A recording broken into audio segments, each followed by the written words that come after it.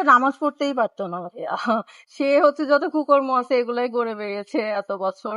এতদিন তো আমি মুখ খুলিনি, এখন যেহেতু কথা আসতেছে তো বলছি। মানে তার বাসায় হচ্ছে সব সময় কার্টুনের উপর কার্টুন, হচ্ছে অ্যালকোহল পাবেন, আর মেয়ে তো পাবেনই। তো মানে এটা হচ্ছে আসলে মানুষ দেখানো, লোক দেখানো, ধর্মর যে নাটকটা সেটা করে বেড়াচ্ছে।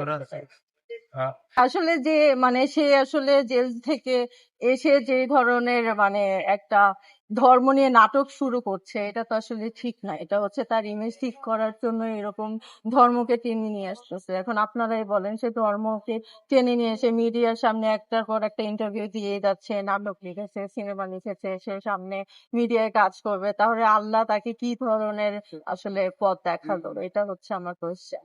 আর বাংলাদেশি মানুষরা তো হচ্ছে মানে একটু বোকা শোকা, মানে বোকা বানানো যায় একদম। ধর্ম টেনে নিয়ে আসলে হচ্ছে সবাই মনে করে সে আসলে ভালো, আসলে তো সে ভালো না। তার হচ্ছে ডাবল ফেস, তার মুখে একরকম মনে একরকম, আসলে মনে সিনেমা চলে।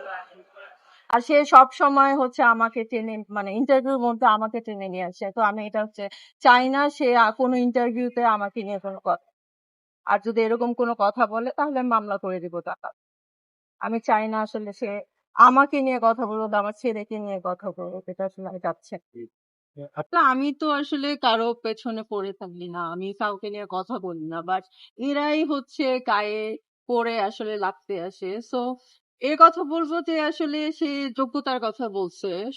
সো আহ তার আসলে কিসের যোগ্যতা? ওই ৪ ছাড়া তো আমরা কোনো তার নাটক সিনেমা কিছু দেখি না। আর অনেক বছর আগে তার একটা ডিরেক্টরের সাথে একটা সিনেমার জন্য ৭-৮ বছর সে ছিল সেই ডিরেক্টরের সাথে। তার নাম হচ্ছে ইফতেখার চৌধুরী।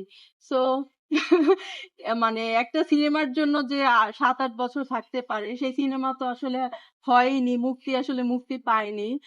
ডিরেক্টর আসলে তাকে খেয়ে দিয়ে চলে গেছে আমেরিকাতে। সো এখন আমি তার যোগ্যতা নিয়ে আর কি বলবো আপনাদেরকে। এখন সে হচ্ছে কিছুদিন পর পর ডিরেক্টরকে নিয়ে হচ্ছে স্ট্যাটাস দিচ্ছে, লিক করে দিবে, এই দিবে, সেই দিবে। আসলে সে তো জানে না যে এটা আসলে ইন্ডাস্ট্রি সবাই জানে, আর হচ্ছে পাবলিকও জানে। আর এখন হচ্ছে তার কাজ হচ্ছে সে কিছুদিন পর পর মালয়েশিয়া যাচ্ছে, ব্যাংককে যাচ্ছে, এগুলোই তো করে বেড়াচ্ছে। সো আমি হচ্ছে ক্যান্স থেকে হচ্ছে ইনভাইটেশন পাই, সো আমাকে সে কোন মুখে আর কি বলতেছে যোগ্যতা নাই?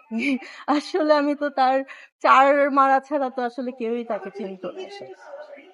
অনুষ্ঠানের আসলে কারণটা কি ছিল ওই দিনকের, এবং সেই যে আসলে আপনি রাগ করে চলে যাওয়া এবং গণমাধ্যমের কিছু মাইক্রোফোন আপনি হয়তো পড়ে গিয়েছিল, যেটা নিয়ে অনেক কথা হয়েছে, এটা এটার নিয়ে জন্য আপনার আমি কিছু